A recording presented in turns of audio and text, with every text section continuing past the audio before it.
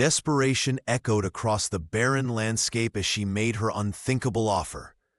The abandoned wife's whisper to the Apache warrior would forever change the course of two worlds colliding in the unforgiving frontier.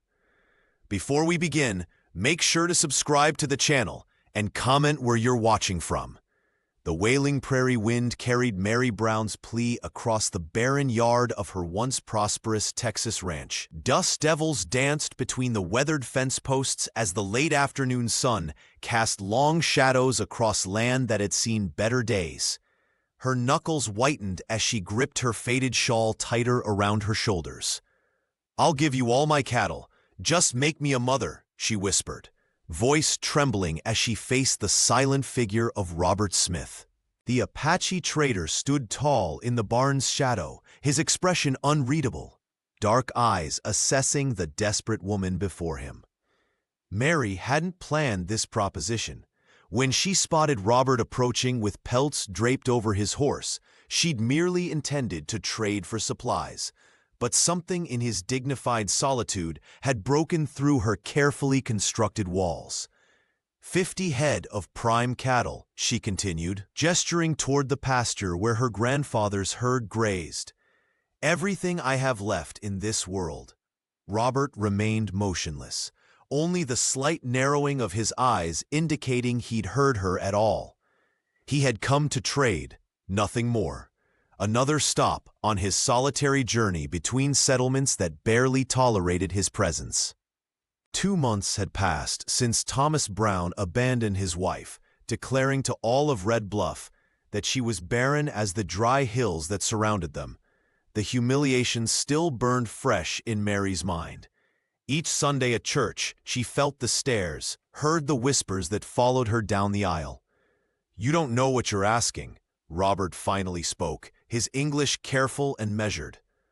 "I know exactly what I'm asking," Mary replied, lifting her chin with the stubborn pride that had kept her going since Thomas left.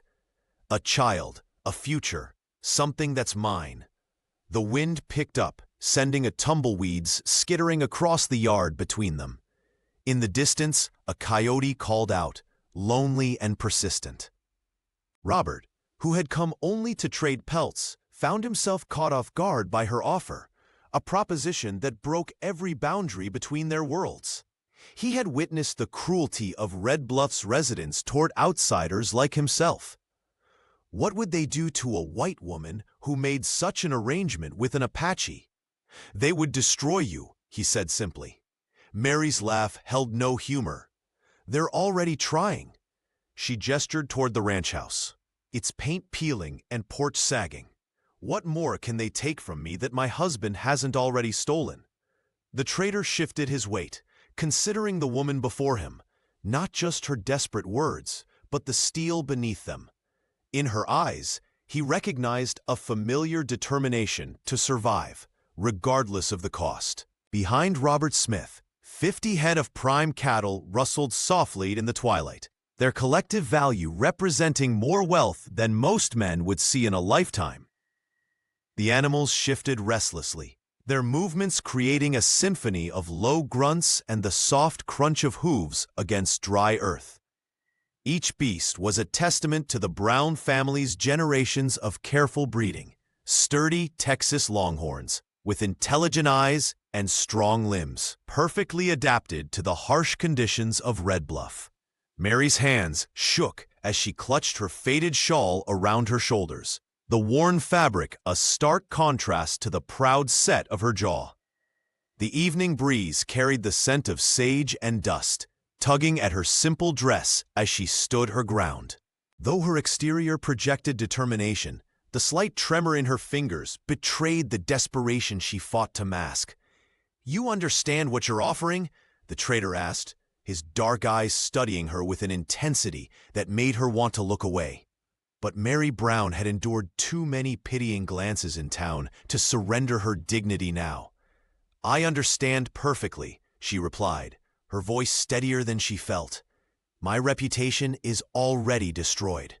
Thomas made certain of that. She gestured toward the modest cabin where she now lived alone, abandoned by the man who had vowed to cherish her until death. Robert shifted his weight, the leather of his boots creaking softly. The cattle behind him represented a fortune, enough to secure a future for someone like him who existed on society's margins. Yet the woman's proposal violated every boundary between their worlds. "They'll hate you more than they already do," he said at last, his English careful and deliberate. Each word seemed chosen with precision, shaped by years of wandering alone after tragedy had torn his family from him. "The people of Red Bluff barely tolerate me trading at the edge of town. This would be different." Mary's brown eyes hardened as she considered his warning.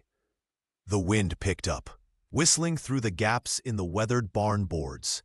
She had already endured the whispers, the crossed streets, the sudden silence when she entered the general store.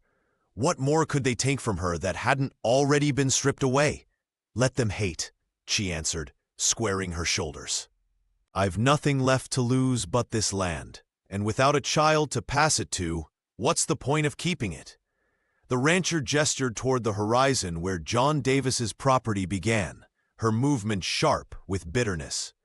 "Better you than Davis. He's been circling like a vulture since Thomas left." Robert looked into Mary's eyes and saw a different kind of emptiness, one he recognized from his own haunted reflection. It wasn't just the absence of a child that hollowed her gaze, but the same isolation that had followed him since his people were scattered. They were both outcasts in their own way, standing at the edge of worlds that no longer welcomed them. "You know what you're asking?" he asked softly, his voice barely carrying above the prairie wind.